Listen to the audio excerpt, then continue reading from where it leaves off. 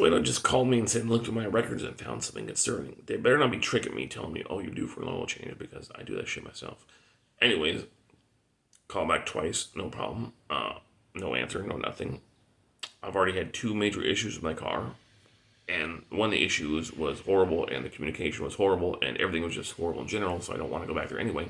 The first one was I went in for my control arms. A lot of people have control arms, the squeak, I looked into it for weeks and months, blah, blah, blah, blah. Finally decided to take it in. Like, how many squeak when you rock it back and forth? You hear that? That's not normal. It's suspension. I'm like, I know there's a lot of rumors and stuff about, control arms and forearms and stuff going bad. I'm like, is that what that is? Do I need control arms? Like, I need to have it looked at. Yeah, you need control arms. Okay. I'm like, so I'll get rid of the squeak. I'm not going to squeak anymore, right? Yeah, no.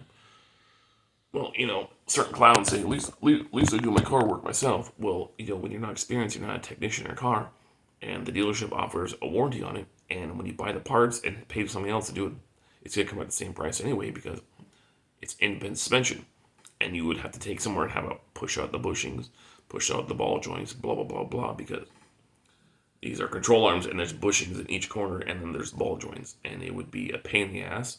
It would take 3 to 4 times longer, and you'd be paying the same price anyway. And you'd still have to take and get it lined and balanced too, which they would do all in one place and did it one day. Did it get rid of the squeak? No, it did not. I'll give it time, right? It did not. I lubed my transmission mount, I think, at one of my motor mounts, and it's still squeaking. Anyways, fast forward. My car started ticking more and more, and just getting to the point where it was shaking really badly. You've seen a video on YouTube where it sounds like a diesel, like chop, chop, chop, chop, chop, chop, chop. Scan my code scanner. Thank God I bought that thing. It said a misfire. I'm like, well, it can't be spark plugs. They're not due yet. I use an injector cleaner. I've cleaned my throttle body. I've replaced the sensor in the intake, so it's not any of that. Brought it in, right? I've already diagnosed and explained to them I have a scanner, and they said it'll be 150 or 160, whatever it was, to scan it. So obviously I didn't have it, so they called somebody. That was approved, and they said they would take it off and get it fixed there. Well, I said I'm going out of town, so I'm just concerned about time, because I'm going to need this or rental. As long as our rental's covered, we can still work on this, right? Okay, yeah. So they started calling me and saying it's going to be lifters and maybe something else I forget. I was like, great, as long as you're just let us know before you start the work, right? Don't start the work until tell us some price and how long and stuff like that, so I can plan things out. Had my email, phone number, backup phone number, right? Another spider. So it turns out they wanted to look at more, so I said, can I get the rental? And, while I'm gone, you guys can call me and figure it out and stuff like that. I said, yeah. So they called me and said they had the engine part, blah, blah, so they're working on it. I said, great, can I come over and get stuff on my car? I forgot it was all in my car. Like, I'm going in the middle of nowhere. Not in the middle of nowhere, but in the mountains, uphill, Gonna need all my stuff when camping was in that car. Packed it up. Yeah, no problem. I get over there. They had the engine running. So, first of all, it wasn't a part like you said. Second of all, they called me and still said they were working on it when I was in Big Bear, which is where I'm going this year. So, before my whole life got turned upside down. But anyways, right? And then I got back basically, and they said, oh, your car's done and ready to pick up. I'm like, multiple people have told you before you work on the car, because we weren't sure if we are going to take it there or somewhere else, and we weren't sure if we're just going to pay the diagnosis fee, blah, blah, blah. Let us know what it is, how much it costs, blah, blah, blah, blah, instead of just being, oh, your car's done. Naturally, I'm like, what? I'm furious. I'm in the middle of nowhere, right? I'm not going to be home until tomorrow or whatever. Went over there, I had a serious conversation with the guy, and me and my mom were pissed, because we're like, dude, we told you to tell us how much it's going to be, because we know it's going to be expensive. Like, a lot of money. Like, how hard is it to communicate? Like, you had 2 numbers in email.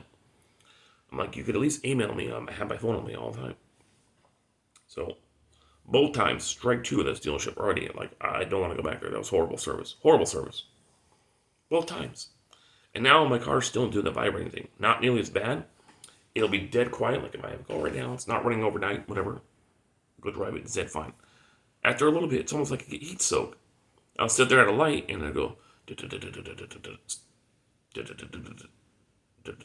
like it was doing before, and it just kept getting worse and worse throughout the weeks, right? Until it sounded like the diesel.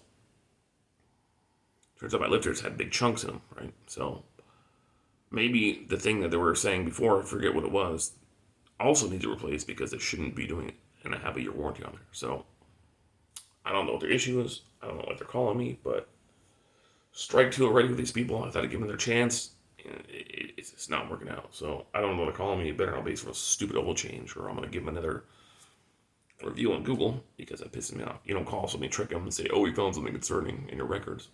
Yeah, the only thing concerning is twice your customer service. Twice.